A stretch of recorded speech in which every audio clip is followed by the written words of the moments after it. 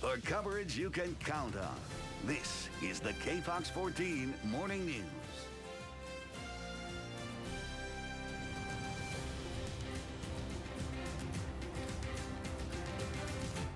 It is 6:59. Good morning to you. I'm John Purvis. And I'm Kajal Dashti. It's Wednesday, November 25th. Let's check in with meteorologist Brad Montgomery for a look at our weather. And Brad, our Thanksgiving weekend is full of rain. It is, and things are getting exciting here weather-wise. The borderline beginning later tonight, right on through your Thanksgiving Day and beyond. Let's take a live look outside. Some clouds already. You can see on the increase there a complete emergency cam. These are rolling in from the west-southwest. So far, though, the radar is nice and dry for us here, El Paso and Las Cruces. Currently out at the airport, not as cold as yesterday, but still cool. 45 degrees here in El Paso. Las Cruces right now, you're at 37.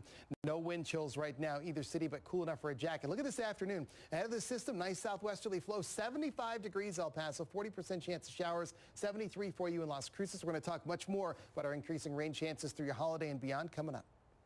Thanks, Brad. Yeah, with possible showers, be safe out on the roadways, and a rare sight for you this morning. El Paso at the 7 o'clock hour looking really good, showing a lot of green here on our citywide view. Hardly any places with slowdown. This is day 3 of Thanksgiving week, so school is out. A lot of people are off of work. Seems like less people are out and about on the roadways. That's been the trend all week long, but I can tell you today from watching the TxDOT cameras, people are out and about and hitting the roads, so we can expect some slowdown maybe as we get closer to that 8 o'clock hour. No issues causing delays, but we'll keep you guys updated on what's happening out there with traffic updates every 10 minutes throughout the morning. Guys. Happening overnight, a water main break disrupts life in the lower valley. KFOX 14 Morning News reporter Ashley Classer is live at the scene. Ashley? 2 homes are waking up to no water and loud construction this morning after a water main break in the 7400 block of Alameda Drive near Carolina. Let me show you what's going on right now. El Paso Water Utilities is here. They are trying to expose the water line that runs down Alameda so that they can fix the break. It's an older line, but it does run all the way down the street right here. What's so tough right now is that this is called two-sack, what they're trying to break through. You can see another truck pulling up behind me. The challenge is it's not just concrete, it's sand and concrete they're having to get through. So it's quite the challenge to get to the water break. But because of this break, you can see so much mud and water, and it's very slippery building up on the road right here on Alameda. And this is why the road has been closed in both ways. It's down to one lane here on Alameda. The westbound lane is completely blocked and the eastbound lane is down to one lane. So if you are traveling westbound, you're going to have to merge into the eastbound lane. So definitely be careful there this morning. And as far as a cause for the water main break, they can't say for sure, but they think it's because since this water line is so old that runs down right here, it's made out of cast iron. So when the weather warms up during the day and cools down at night, that cast iron is expanding and contracting multiple times over and over. So that's why they think this water main broke. So you can expect delays throughout the day. This street will be closed all day as they try to fix this water main break. And as I said, those 2 homes are both without water this morning. Reporting live in the lower valley, Ashley Cluster, the KFOX 14 Morning News. Ashley, thank you. Americans are asked to be cautious when traveling internationally. As KFOX 14 reported, the U.S. State Department issued a travel advisory in response to recent terrorist threats abroad. An El Paso travel agent says there are some things to keep in mind when traveling out of the country. Paul Coleman of Sun Travel is advising his clients to stay cautious and be prepared. He says it's still safe to travel, but everyone should have information of an emergency contact and the number to the U.S. consulate. There's bad places in every city and in every country, and as long as you stay in those areas that are familiar with tourists, then I think that your chances of remaining safe are greatly improved. He says that because of the activity abroad, security measures will be extra high worldwide.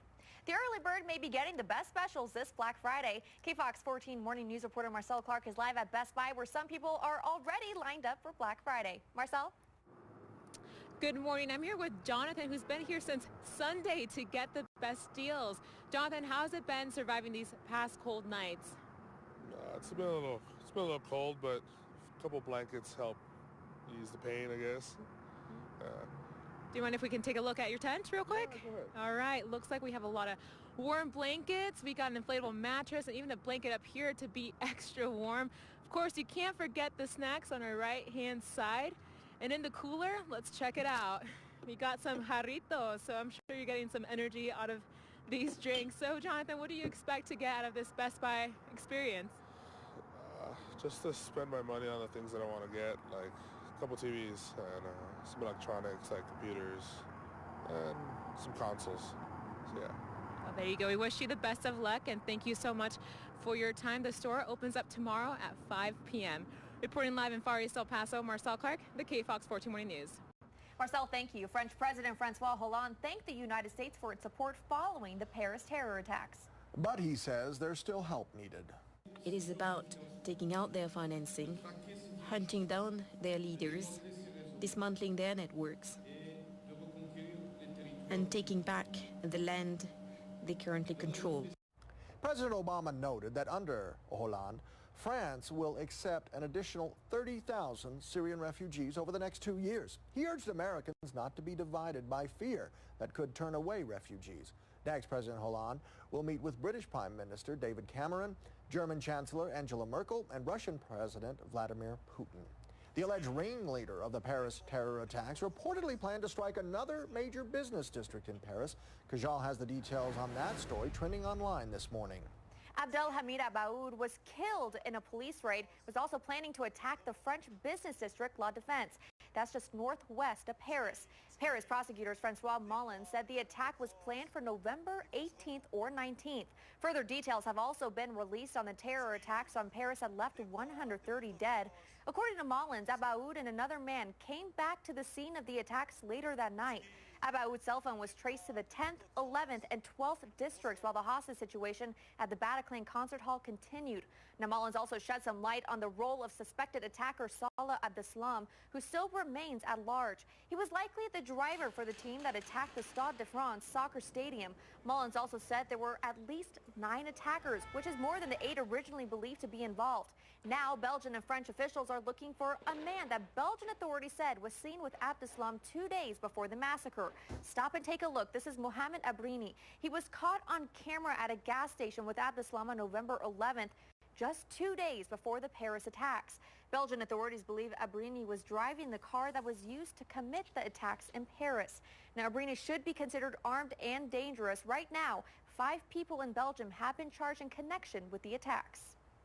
Russian President Vladimir Putin says the downing of a Russian warplane by the Turkish military is, quote, a stab in the back. And he now warns of serious consequences for Russia's relationship with Turkey.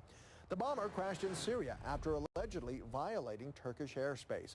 An American official calculates the Russian jet was only in Turkish airspace for 30 seconds or less.